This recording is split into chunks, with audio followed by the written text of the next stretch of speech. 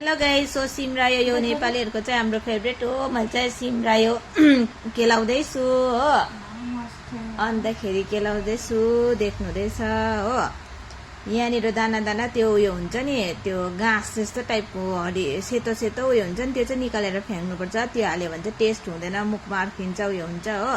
त्यहाँदेखि त मजाले केलाउनुपर्छ। सिमरायोमा किराहरू पनि हुनसक्छ, कालो खालको त्यो क्या खुम्ले किरा जस्तो, त्यो निकाल्नुपर्छ। त्यहाँदेखि मजाले केलाएर चाहिँ हामीले चाहिँ टुप्पो सबै निकालेर फ्याँकेर चाहिँ धुनुपर्छ।